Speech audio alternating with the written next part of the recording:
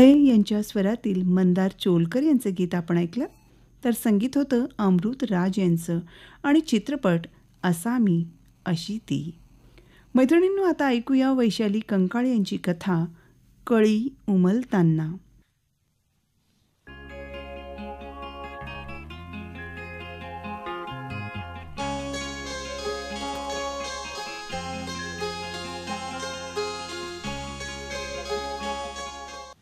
नमस्कार.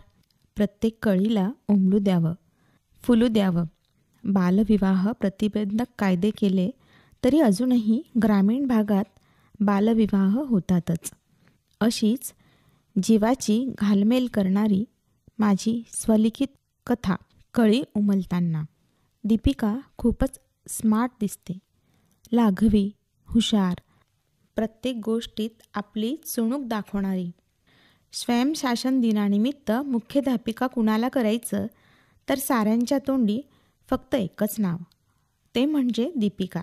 खूप सुंदर नियोजन केलं तिनं तासिका आणि कार्यक्रमाचं. मनोगत तर अप्रतिम, प्रत्येकाला आवडणारं असं. अर्थात आदर्श मुख्याध्यापिकेचा पुरस्कारही तिनंच पटकावला. सगळ्यांच्या नजरेत फक्त तीच.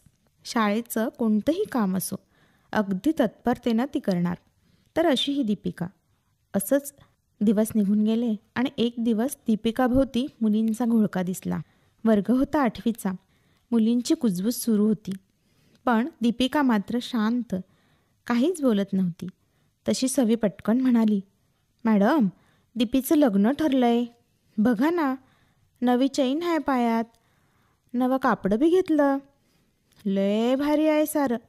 मी स्तब्ध आश्चर्यानं बघत बसलं. अगोदर विश्वासच बसला नाही, पण जवळ जाऊन पाहिलं, सगळं अप्रूप वाटलं. मी दीपिकाला विचारलं. ती निरुत्तर, काहीच बोलली नाही. तिचं मौन काळजाला पाणी करणारं होतं. माझा तास संपला आणि मी दुसऱ्या वर्गावर गेले, पण डोळ्यापुढं असणारं चित्र जात नव्हतं.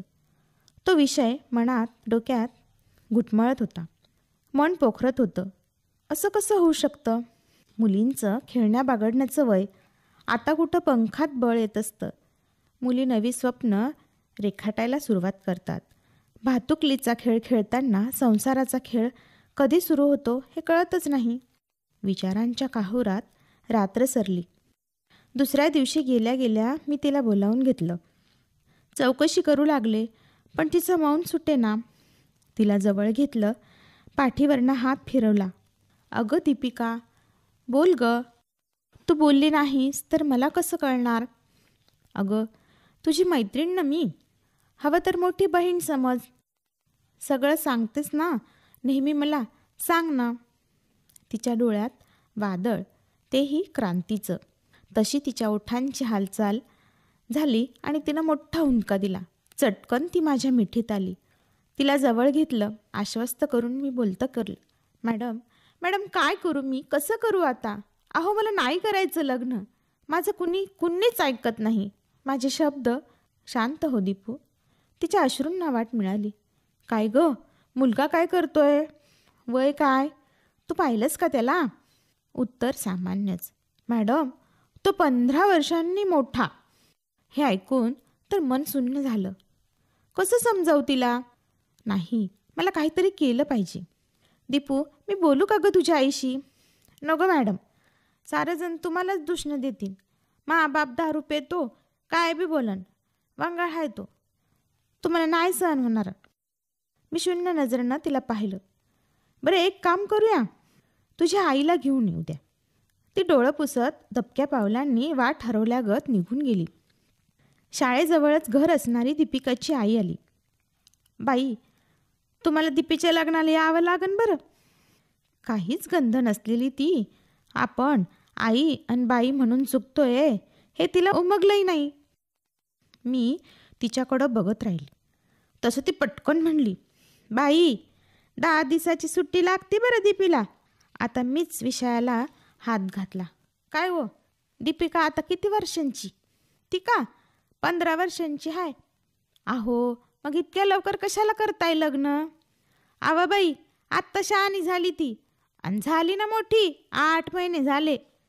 पदरी 3 पोरी आहे, नवरा असा दारुड्या, लय पैका नाही, नात्यातला मुलगा आहे, थोडी शेती बी आहे, घरी चालून आलं बघा स्थळ. बाई, ज्याचा ऐवज त्याच्या घरी जाऊ द्यावं, कधीतरी करावंच लागन ना लग्न. मी म्हटलं, अहो दीपिकाचं काय, तिला विचारलं का? तुमच्या सगळ्या मुली हुशार, त्यांना शिकू द्या. मुलींच्या शिक्षणासाठी शाळेत सगळं मिळतं. लग्न करा, पण ते योग्य वयात. ती आवेशातच म्हणाली, आव मॅडम, तुम्ही शहरातल्या, खेड्यातलं तुम्हासनी नाही ठाव. ती म्हणजे नाही का, गेली पळून, समधी आबरू गेली. त्या परीस लवकर हात पिवळं केलेलं बरं. अगं, पण आपली दीपी तशी नाही. ती माझं बोलणं न ऐकताच म्हणाली, मी म्हणते तिला कशापायी विचारायचं? आईबाप आम्ही, आमची पोरं, आम्हाला समजतंय ना चांगलं वाईट. तिचं भलंच करतोय आम्ही. बाई, तुम्ही मध्ये पडू नका, आमचा प्रश्न आम्हाला माहीत. इथं पोरी घरल्या असल्या म्हणजे घोर लागतं जीवाला. हाती निराशा आली. बोलून काहीच फायदा झाला नाही. दीपिका नाराजच. ती रडतच नाही तर अस्वस्थ होती. ती मला म्हणाली, मॅडम, मला नाही करायचं लग्न, मला खूप शिकायचं आहे, मला मोठं अधिकारी व्हायचं आहे, तुमच्यासारखं शिक्षिका व्हायचं आहे, नोकरी करायची आहे, मायबापाचा आधार बनायचा आहे, गरिबी दूर करायची आहे. आता काय करायचं मॅडम, मला मायबाप पण प्यारे आहे, त्यांना दुखवायचं नाही, मला म्हातारपणी त्यांना सांभाळायचं आहे. तिच्या या विधायक विचारांना मी प्रेरित झाले. विचार करू लागले, प्रश्न तर सोडवायचा आहे. अचानक मला आठवलं आणि मनात आनंदाची लकेर आली. आमचा बेटी बचावचा ग्रुप आहे, नक्कीच आता मार्ग सापडला. त्यातील मैत्रिणींशी मी चर्चा केली आणि ठरवलं एकच ध्येय. खरंच किती सहजतेनं आजही समाजात अशा घटना घडतात. शासनानं कितीही बालविवाह प्रतिबंधक कायदा केला तरी ग्रामीण, अशिक्षित, गरीब कुटुंबात आजही असे विवाह पार पडताना दिसतात. शहरात त्याचे प्रमाण कमी, पण ग्रामीण भागात अजून असं चित्र अधूनमधून दिसतंच. आम्ही ठरवलं त्यांच्या घरी जायचं. मग काय, ठरल्या दिवशी आम्ही सर्व मैत्रिणी गेलो. यात वकील, समाजसेविका, शिक्षिका, डॉक्टर सगळ्याच होत्या. अतिशय प्रेमळ भाषेत समजायचं ठरवलं. घरी गेलो, घरी सर्वजण होते, लहानग्या दोघी बहिणी पण. दीपिकाला बोलवलं आणि विचारलं, अगं घाबरू नकोस, अगदी खरं खरं सांगशील, तुला हे लग्न मान्य आहे का गं? ती भांबावलेल्या नजरेनं आईबापाकडं पाहत नकाराची मान हलवू लागली. तसं मग मी बोलायला सुरुवात केली. अहो आई, तुम्ही आई आहात ना तिच्या. लग्न म्हणजे नटणं मुरडणं नसतं. संसाराचं ओझं शरीराला पेलता आलं पाहिजे.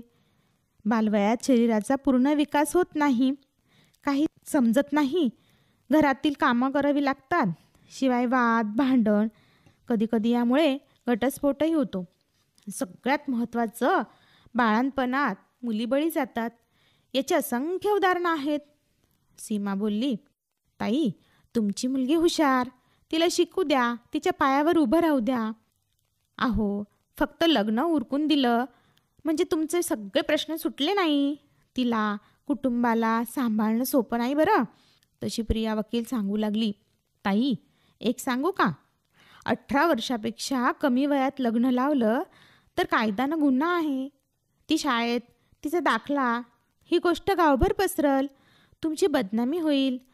तेव्हा शहाणपण यातच हा विवाह थांबवा. अरे माझ्या कर्मा, अव बायांनो, माया पोरीच्या लग्नाला नाट लागीन ना. तुम्ही काय बोलून जातान, पर तसं दीपीचा बा म्हणला, मी हाय शेतमजूर, रोज कमवा, तवा दाना आणा आणि खा. मला तर काय बी कळना. सर्वांना दीपिकाची काळजी. तशी छाया पुढं आली, तुमचं म्हणणं पटतंय, तुम्ही काळजी करू नका. शिक्षण, विवाह यासाठी मदत करणाऱ्या अनेक संस्था, आपण मदत करू. तसं नाही, अव पाहुण्यांना काय सांगावं. सगळे विचार करू लागले. ठीक आहे, आपण त्यांच्याशी पण बोलू, गोडीनं घेऊ. झालं तर मग लावा त्यांना फोन. अगोदर तर बोलण्यास नकारच दिला. काय करावं, गावातील एक पत्रकार बंधू त्यांच्या गावचं. त्यांना बोलावलं, सगळी हकीकत सांगितली. आता आणखीन बळ आलं. देवा, सगळं नीट होऊ दे रे. पुन्हा फोनवर बोलणं सुरू झालं. अव पाहुणं, जरा समजून घ्या की, आमचं चुकलं, तुमचा अपमान नाही करायचा, पण दीपिका अजून लहान आहे. असं कसं म्हणता, अगोदर कळलं नाही वय? तिकडचा आवाज वाढला. वातावरण तापलं, पण सगळं सबुरीनं घ्यायचं, वाद करायचा नव्हता. अव, तुम्हाला कोणती मुलगी मिळेल की, तुमच्या मुलासाठी आमच्या दीपीचा जीव नका पणाला लावू. अनगड्या, एक सांगू का, उद्या तुमच्या बहिणीसंग मुलीसंग असा प्रसंग आला तर, तुमच्या गावातील सायमा नावाची पोरगी बाळणपणात वारली तेव्हा सासरच्यांवर केस केली ती म्हणा.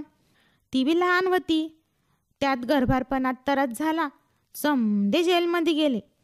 पेपरात छापून आलतं. ऐका, सगळं चांगलं सांगताय, गोडीनं ऐकलं तर बरं होईल. तसं पत्रकार बंधू म्हणलं. आणि हो, कायदा सगळ्या बाबी विरोधात आहे, शिवाय गाव बी दीपिकाच्या पाठीशी आहे. तेव्हा समजूतदारपणा दाखवा. नसता दणक्यात फोन कट केला. कसे का होईना राजी झालं. सगळं प्रश्न आता हळूहळू सुटत होते, पर अजूनही माईच्या डोळ्यातली काळजी जात नव्हती. शेवटी आईच ती. आता काय झालं? गावातल्यांना काय सांगावं?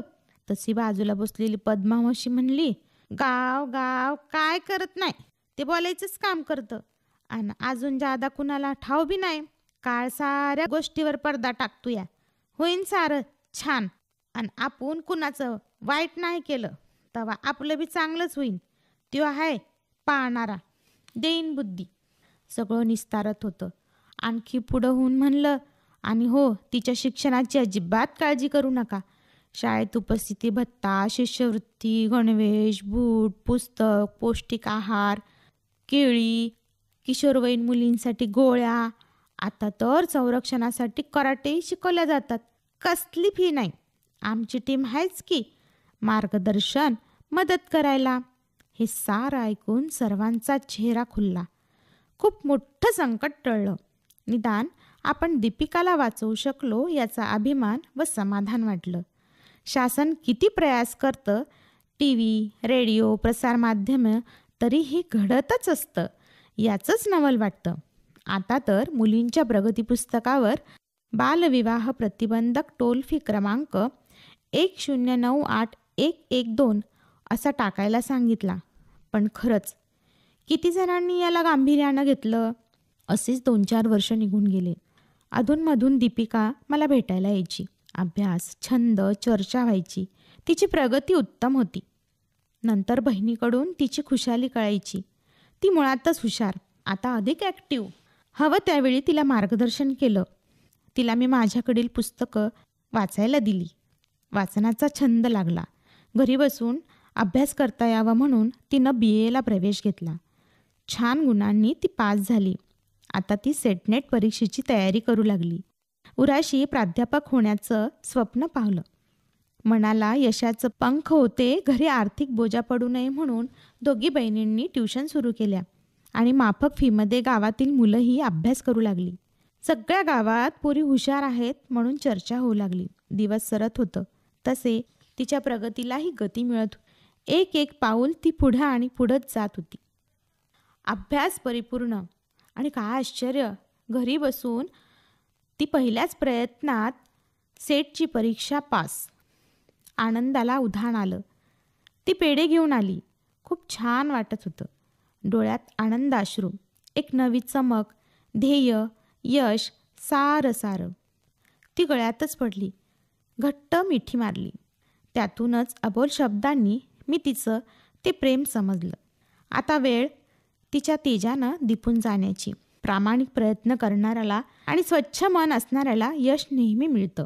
एका मैत्रिणीच्या कॉलेजात तिच्या नोकरीबद्दल चर्चा झाली. रीतसर मुलाखत झाली.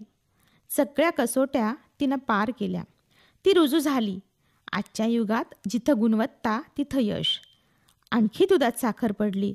त्याच ठिकाणी तिला हवा तसा सुशिक्षित विचारांचं साम्य असणारा तिच्या आयुष्याचा जोडीदार मिळाला, जो मतांचा आदर, स्त्रियांचा सन्मान करणारा, खऱ्या अर्थानं सुखाची फुलं आता तिच्या उंजळीत आली.